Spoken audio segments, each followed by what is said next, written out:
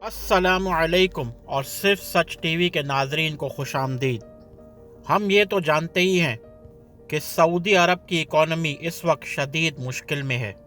मोहम्मद बिन सलमान, जो सऊदी अरब के crown Prince भी हैं, सऊदी अरब के लिए विजन 2030 का प्रोग्राम लाए थे, मगर उनका ये प्रोग्राम बुरी तरह मुतासर हो गया, क्योंकि सऊदी अरब के विजन 2030 को पहले ऑयल प्राइसेस, फिर कोविड-19 और उसके बाद टूरिज़्म ना होने की वजह से शदीद नुकसान पहुंचा।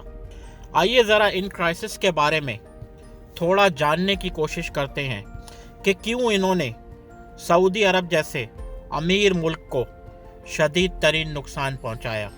पहले जानते हैं ऑयल प्राइसेस के बारे में। सऊदी अरब का ऑयल एक्सपोर्ट दुनिया भर में 50% था, यानी सऊदी अरब दुनिया की 50% ऑयल की ज़रूरत पूरी करता था, जो कि कम होकर अब सिर्फ 15% रह गई है। दुनिया भर में कोविड-19 की वजह से ऑयल की खपत शदीद तौर पर मुतासर हुई। सऊदी अरब ने इस वजह से अपनी ऑयल प्राइसेस भी बहुत हद तक गिरा दी और दुनिया भर में ऑयल की प्राइसेस 65% तक कम हो गई, जिसका सऊदी इकॉनमी को शदीद नुकसान हुआ।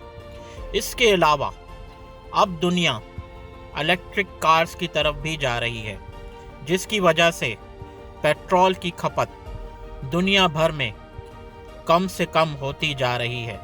इस वजह से सऊदी अरब ऑयल पर ज़्यादा देर इन्हिसार नहीं कर सकता। मोहम्मद बिन सलमान के 2030 विजन के मुताबिक उन्होंने सऊदी अरब में टूरिज़्म इंडस्ट्री को बढ़ाना था, मगर उसको भी कोविड-19 की वजह से शदीद नुकसान हुआ और इस साल टूरिज़्म इंडस्ट्री 80% का नुकसान उठा बैठी।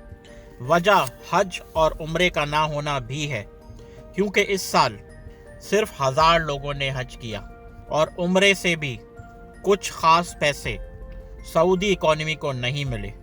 अगर अंदाज़ा लगाया जाए तो हज और उम्रा बंद होने से सऊदी अरब को इस साल $50 बिलियन से भी ज़ायद का नुकसान हुआ है।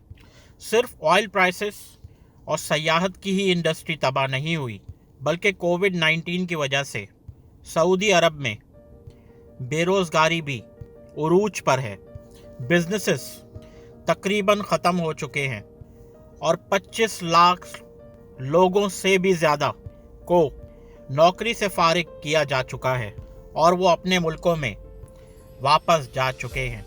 सऊदी अरब ने इस साल पहली बार वर्ल्ड बैंक से $32 बिलियन कर्ज लिया है, जो कि इस बात को वाज़ेह कर रही है कि सऊदी अरब की इकॉनमी इस वक्त कितनी ख़राब हो चुकी है।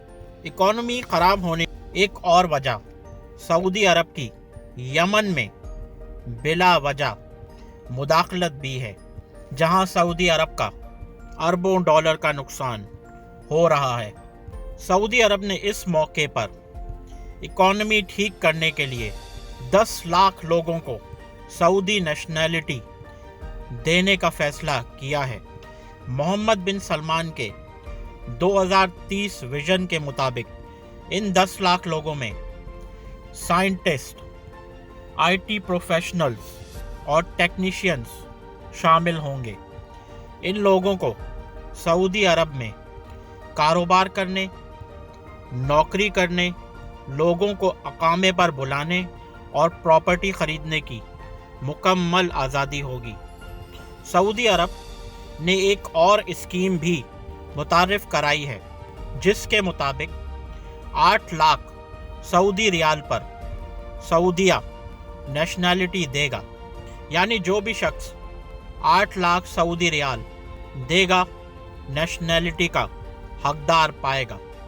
इस मौके का फ़ायदा उठाते हुए एक पाकिस्तानी नजात अदाकारा जो सऊदी अरब के ड्रामों में काम करती हैं, जिन का नाम ज़ारा अल बलूशी है, ने 8 लाख सऊदी रियाल में सऊदी अरब की नेशनैलिटी हासिल कर ली है।